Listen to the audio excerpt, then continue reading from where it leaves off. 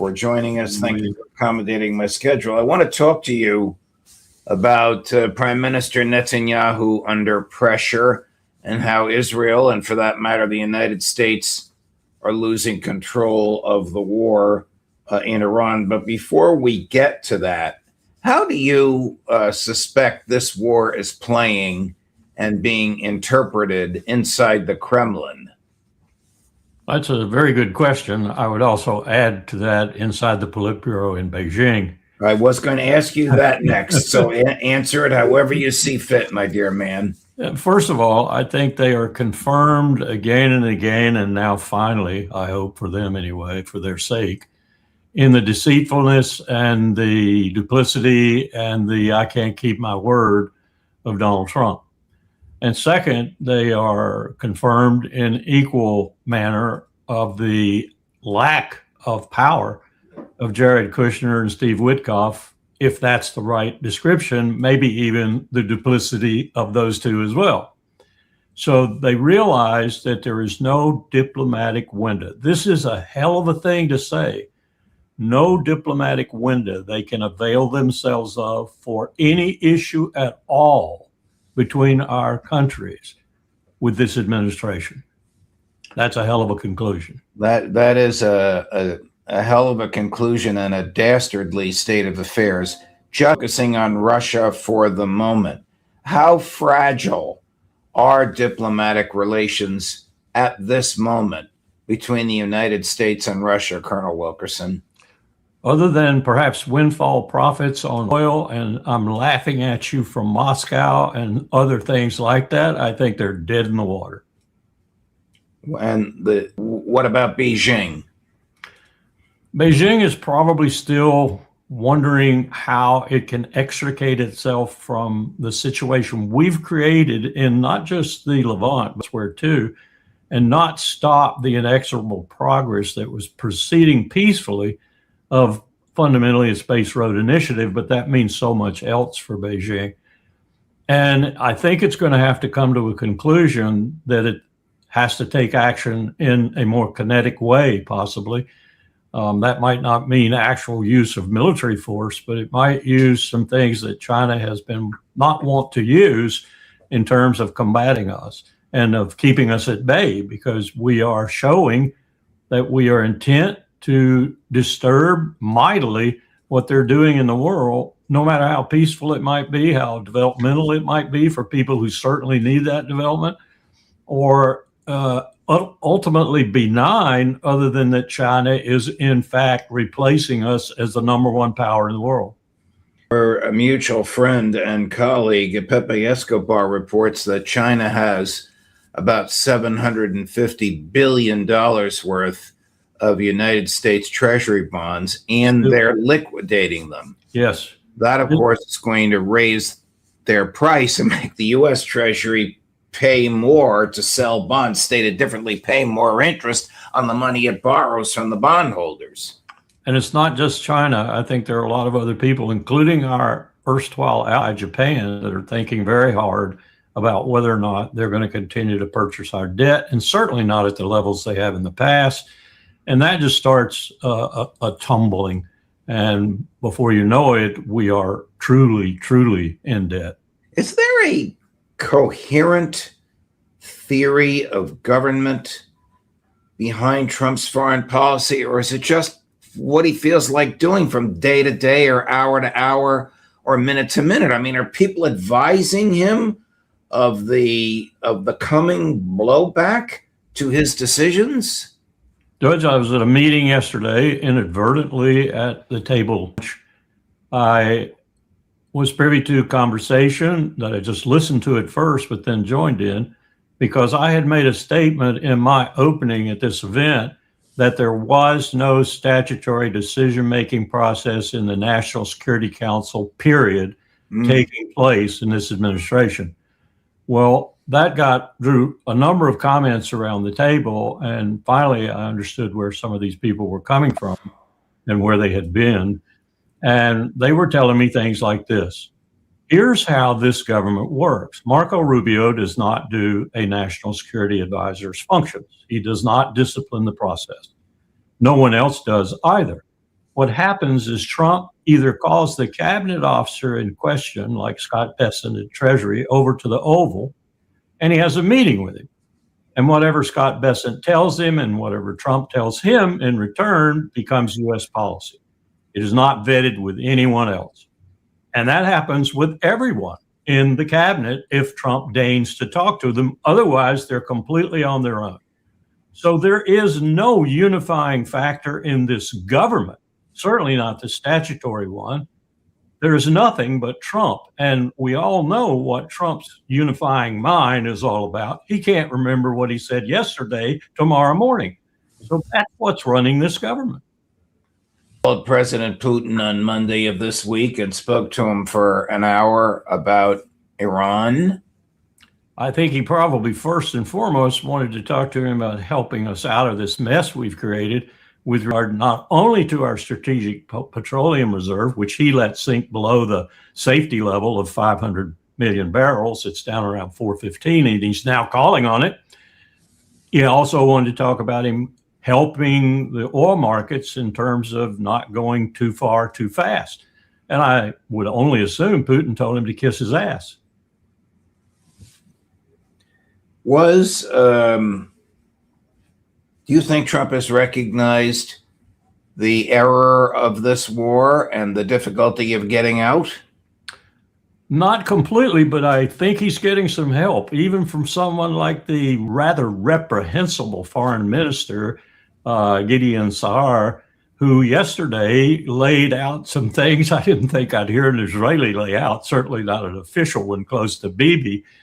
But what he was saying, in essence, was we miscalculated, or as my president would have said, George W. Bush, we misestimated. We thought this was going to be short. We thought this was going to be a regime change. We thought this was going to be dynamic and quick. It isn't. We didn't know Hezbollah had its retained power. That's going to be difficult, too. And he sort of walked back the business of regime change, quick war, and even Hezbollah being defeatable. And I'm listening to this and I'm thinking, okay, somebody's got some sense over there. That's the truth.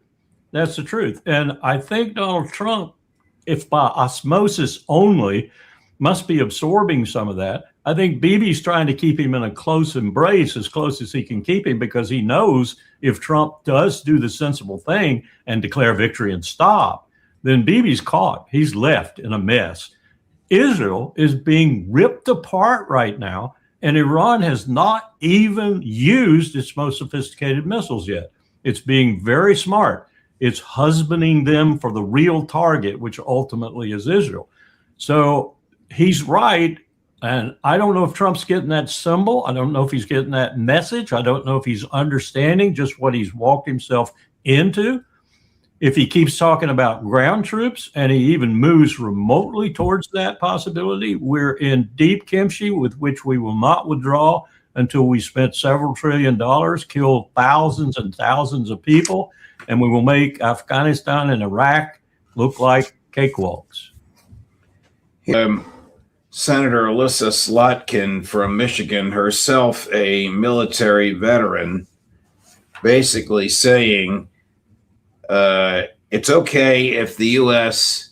helps the Ukrainians kill Russians, but she just can't understand why the Russians would help the Iranians kill the American invaders. Watch this, number 34. I know we can't talk about it in an open setting, but there's press reports that the Russians are helping target U.S. ships and aircraft. And I just hope we can all be on the same page. And certainly in Europe, you understand the threat of Russia, that if Russia is helping to kill U.S. forces, we have crossed a Rubicon. We are in another moment, and that we have to take decisive action on that. And instead, we're giving them breaks on oil. They're making a ton of money. And all the weapons and all the systems that we need for this war are what we would have otherwise given Ukraine to defend themselves. So I just I just hope we're all on the same page on this committee on a bipartisan basis, that the situation with drones in this war and the situation with Russia in helping to potentially kill American forces and target our weapons and our systems, our ships, they are new. And we need to adjust to that new reality. What she's talking about? Not at all. I would say back to her, were I in front of her face at that moment and able to do so. Were you thinking about all of this when Joe Biden started this mess in Europe? Were you considering what you were doing when he started this in Europe in the first place? Were you considering what you were doing when your president, Joe Biden, took the United States well beyond its promises to Russia in the beginning, and even into the point of sticking its finger in Russia's eye in a country that was existentially threatening Russia, and which both its foreign minister and its leader, Putin, told you a dozen times 5 or 6 years before you did all this? Why are you now complaining about it? If it's true, why wouldn't it be true, given what you've done to Russia up to this point? Colonel, I don't know this General Grinkowicz. He's a 4-star active duty, but he made what I think is a very telling statement under oath just yesterday, referring to Iran and then referring to Ukraine and the futility of basing your war strategy on air power. Chris, number 33. What I've observed over the course of studying air power in history is that anytime you attack a civilian population, you usually end up finding that it just hardens their resolve. We take this all the way back to the London Blitz in World War II. Right. The Brits just had a stiff upper lip and kept on fighting. And I think that's what we've seen in Ukraine as well. The reason he said as well is because the question was about Iran. I wonder if he said that to Pistol Pete and to General Kane and to the president 3 weeks ago. I wouldn't be surprised if he did. I'm hearing some good things about General Kane. I've changed my views about him. He was out of his element, really, and he owed a lot to the man who pulled him out of his element and made him a 4-star and put him in the chairmanship, fired CQ Brown in the process. So Kane felt some obligation, but nonetheless, I heard again from that party yesterday that he had registered some pretty dynamic, like those, for example, objections to what Trump wanted to do. His objections were overridden principally by the Secretary of Defense. Now, you got two people now, according to the law, who are equal before the president when you're talking about war matters, the chairman and the Secretary of Defense. But you have to remember, even with that statutory change, the chairman has to go back to the 5 side and live with the Secretary of Defense. So the opposition Kane put up that I'm hearing about was significant, and it was overweighed by Hegseth. Now, what that general said is so true that what Trump does is when he starts something like this, and he starts it against a resilient power like Iran certainly is, and becoming more so every day, he almost invites escalation to ground troops. I listened to John Mearsheimer with Chris Hedges this morning. I think John's absolutely right. We're on the escalation ladder now, and Trump is an incompetent ladder climber. Is General Grinkowicz, I may be mispronouncing his name, Grinkowicz, I think that's right, in danger of being fired for saying what he said under oath and in public? It contradicts the very theory of Pete Hegseth and Donald Trump's war. Could well be. One of the things we've been talking about in the retired military community, flag officer and other ranks, is just how long it's going to take before someone, particularly like him, stands up and is counted and risks his career to tell this president he has no clothes on. Is he the chief of staff of the Air Force? He's got 4 stars. How many 4 stars can there be in the Air Force? Oh, you'd be surprised. Oh, we won't go there. All right. I led with my chin on that one. I'm going to ask you a question. I don't want you to answer it until Chris plays this sound on tape.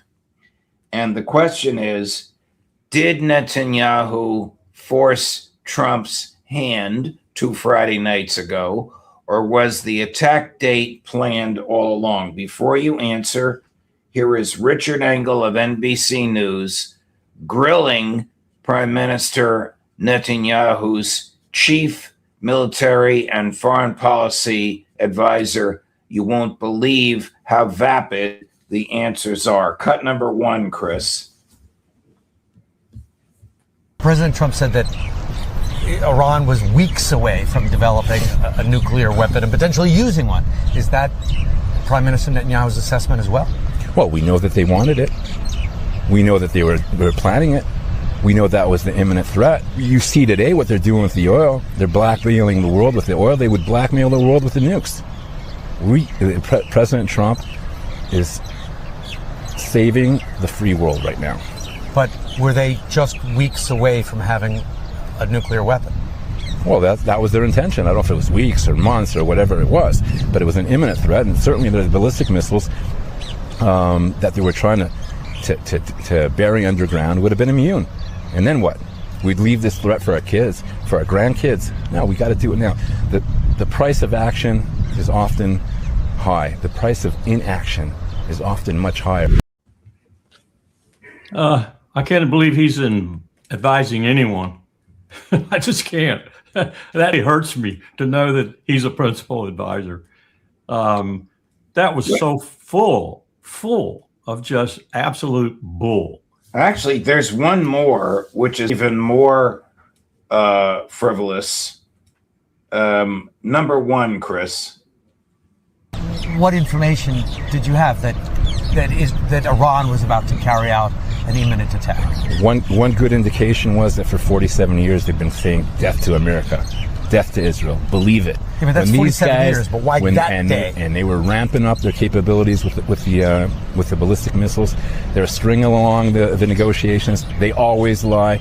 Listen to your negotiators; they'll tell you the truth. They're stringing them along. They always lie, and it was an imminent threat. And we removed that imminent threat. I still don't understand what the imminent threat was. That they were going to attack Israel, attack American bases, attack the U.S. An imminent threat of what? All of the above. All of the above. They were threatening their neighbors. Look at what they're doing now. They're shooting at all their immediate neighbors. All the mask is revealed.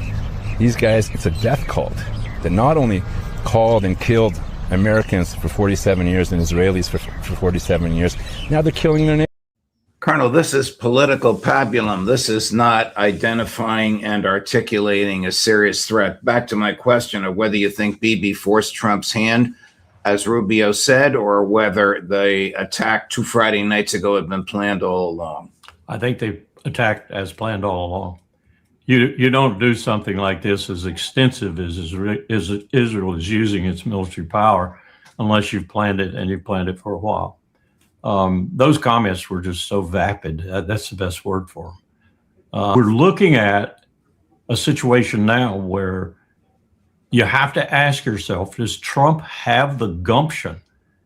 Does he have the capability even to walk away from this? Or as John said this morning, John Mearsheimer, is he on the escalation ladder with his inevitable next step being the next step on the ladder, and then the next, and then the next, leading to probably a couple of $1 trillion, untold casualties, devastation in the region, maybe a wider war, maybe the use of nuclear weapons, and no result from it other than a similar result to that which we obtained on a lesser scale in Afghanistan. This is just, you can't make this stuff up. This is walking down, as Barbara Tuchman said about 1914, walking down the road to war with wooden-headed people engaged in folly. And the most wooden-headed one of all is President of the United States. How dangerous for the average American living in the United States is this war, or can it become? We were talking about the draft this morning and conscription and the impossibility of even getting the selective service system into shape with 8 months and lots of money in order to draft people. And then how many young people would scoot the moment they heard that was going on, or maybe wait until it was active and then scoot. How would you ever manage a war in that region against 93 million people in a country as big as Western Europe, with the resolution now that those people have shown to take whatever is coming and dish it out back. And they haven't even, Judge, they haven't even dished out their third and fourth tier of missiles yet.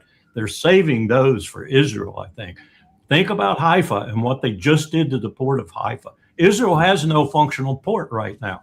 And if they want to make that steady and continuous, they can. I'm looking at missiles coming in. I'm looking at no missiles going up when I watch the videos. It's a situation of existential threat to Israel right now. So if they don't stop, and if Trump does mount that ladder and start up it, we're in this for the long haul, and it won't matter that Israel disappears, which I'm pretty sure it will. But in the long run, we will be kicked out of the Middle East. We will have no partners anywhere in that region. We will have a situation where our debt is spiraling out of control because we'll have to spend a couple of trillion on this war. This is pregnant with the possibility of, as that man said, or some man said, crossing the Rubicon. When Caesar crossed the Rubicon, the Republic was over and the empire began. But it didn't until civil wars went on for a long, long time. Here is this young man. I don't agree with him on a lot of things, Nick Fuentes, but this is a rather remarkable summary of where we are today and who controls whom. Does Israel control the U.S.? Does the U.S. control Israel? Watch this, cut number 6. The open-ended question is, does Israel control the whole world? If Iran vetoes that, then the answer is no. If Iran falls, then the answer is yes. If Israel can destroy a regime that's fortified inside of a mountain behind thousands of missiles and proxies and 1 million soldiers, well, they could get anybody and they can have anything they want. And if they can't, it means the world is still free. So I'm rooting for Iran to survive. I'm rooting for Trump to walk away. I'm rooting for deterrence to be reestablished. This is not a war, ironically, that we want to win.